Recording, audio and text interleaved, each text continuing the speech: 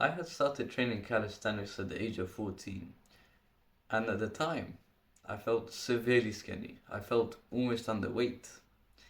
And my biggest dream back then was to become so much bigger and stronger than I originally was. And so I had finally committed to the journey of training. I had bought my first ever pull-up bar to mount on my door frame.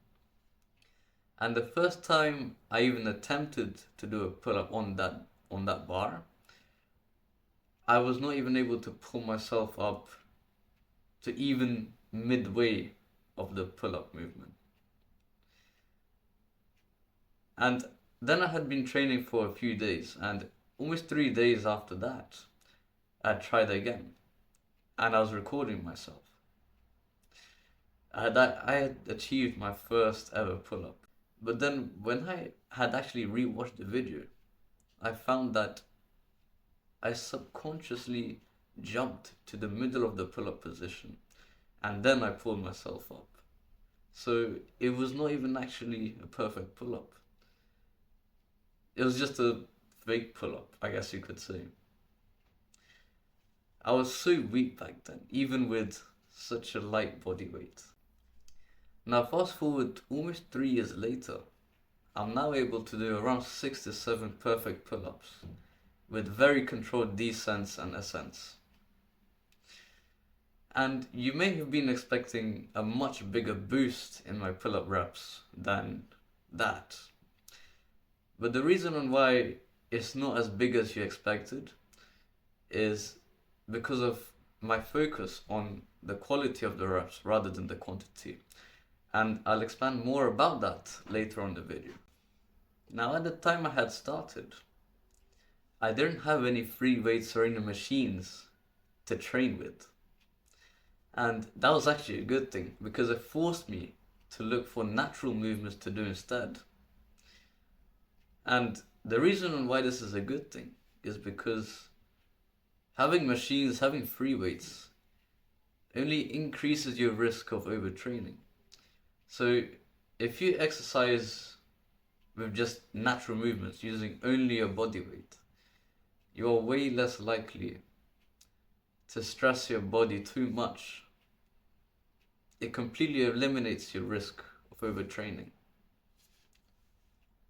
I sort of thought that it was a curse that I didn't have these machines. And although there was a gym very close to me, it's the cost that scared me away. I'll be very honest. So now looking back at it, not having free weights, not having machines which would do the stuff for me, it allowed me to think of ways to train, which meant that it was so much more difficult to overtrain. So now I'm gonna get onto the point on why overtraining is so much easier than you actually think. If you go to the gym and you do weightlifting, you're surrounded by unlimited weight. If you get stronger, you put on more weights onto the bar. And that increases your risk of overtraining. Because in the gym, you're surrounded by weights that it is much easier to overtrain than you think, especially if you go to the gym. Because in the gym, there's basically unlimited weight for you to load up. And that completely elevates your risk of overtraining. Whereas in calisthenics, you are limited to the weight of your body. Your body weight is less likely to change. It's way less likely to change than if you had put on more weights onto the bar, if that makes sense. It is way more difficult to gain or lose weight compared to just stacking more weights onto your gym bars. So now I'm going to ask you a question. What does it actually mean to be strong nowadays? To be strong means to be able to lift more metal weights than most people can. That's what being strong means. And you should really be questioning yourself on why you should even have that type of strength in the first place. Because metal weights are not even natural. We're supposed to be lifting the weights of our own bodies rather than the metal weights.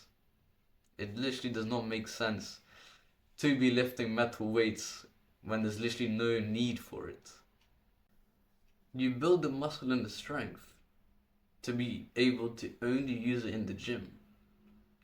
Because outside of the gym, there is no other use for building those immense amounts of muscle and strength. It's just not necessary in our natural lives. You're just wasting your time and energy on building more and more muscle to look like a bodybuilder, when you could be educating yourself in so many other things. You could be so much more productive than you are just spending 1 to 2 hours in the gym every day just to build a little bit more muscle. It doesn't make sense. So why are strength and aesthetics your main goals when it comes to training? That's why I believe so many people in the fitness industry have been brainwashed with. Because a lot of them just want to look like someone else. Or they just feel insecure in their natural bodies, even though that's the best type of body for them. Now, people that go to the gym, of course they'll say that going to the gym is good because it's a whole lot more productive than, for example, playing video games. Now that's obvious. But the point that you're missing is that you're going to the gym, building muscle, which you will rarely ever use. So what was the point of building it in the first place if you're never going to use it? Think about it. Building muscle looks good, but it also creates so many consequences, such as having to eat a whole lot more just to maintain that muscle mass. And many people will just increase their intake of junk food just because it's easier. So they're making the diet have more ultra-processed food. It's not healthy at all. And also one of the most important points, which is so hidden, people don't really talk about it, is the unnecessary stress that it causes to your body. It wears out your body in the process of trying to build so much muscle mass. Now I know I keep repeating that point a lot, but it's so obvious and people still don't understand that point. That's why I keep emphasizing it. Those major reasons are why I promote calisthenics. Our main aim of training should be to move like we are younger people. And what I mean by that is to be able to move our bodies with so much ease that it feels effortless, rather than just mindlessly chasing the strength, the weight, the PRs. Because if you do build more muscle than you actually need, you actually become more inflexible because of it. You become more slow. Now I'm going to get to the reason why my pull-up reps are so much lower than you would have expected. Now I already told you it's because of quality over quantity, but now I'll actually tell you what I do in my pull-up reps to get the most out of them. Once I get onto the bar, I start at the lowest position and I pull myself up with the most arched back that I can do till I reach the top. I hold that position for a few seconds and then I have a controlled descent. Now there's nothing wrong with hitting high reps on pull-ups, but I just want you to be aware that when you do those high rep pull-ups, the main reason on why you're doing them fast and trying to get as many reps as you can is just to boost your own ego, nothing else. And you're actually slowing down your progress towards your goal of functional fitness. So I want you to take that into mind once you do your first ever pull-ups, or if you're continuing your progress. Don't focus on the reps, focus on the quality. If you get more reps, what's the point? Like, there is not much point of getting more reps compared to if you just do a few pull-up reps with the best quality that you can do. I hope you understand my point, which is that we're not trying to maximize the number of reps we can do. We're trying to maximize the amount of control that we have over our bodies. And doing that over time will make the movement of your body so much easier and effortless. I feel like this is such a different message to what everyone is trying to tell you in the fitness industry. And I actually feel passionate about this message. It just makes sense. It's not wasting time. And it focuses on the long term rather than just your appearance. So if you truly do resonate with me on this message that I'm discussing about, I can offer you more support if you're willing to continue and start this journey through my online video course. And after that course ends, you'll have an option to have a one-on-one private conversation with me online,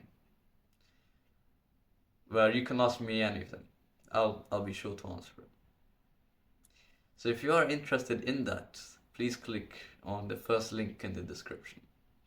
Now, the style that I recorded this video is way more different than I had recorded my past videos. Because in my past videos, I just used a word-to-word script. And it did work. But now I'm experimenting with the way where I just use bullet points and I try to just create a more authentic way of speaking rather than just memorizing the words. It is a lot more difficult, but it actually feels like I'm having a conversation rather than me just spitting facts. So thank you very much for watching this video. If you do enjoy videos like this, please make sure to leave a like and subscribe. And I will see you in the upcoming video.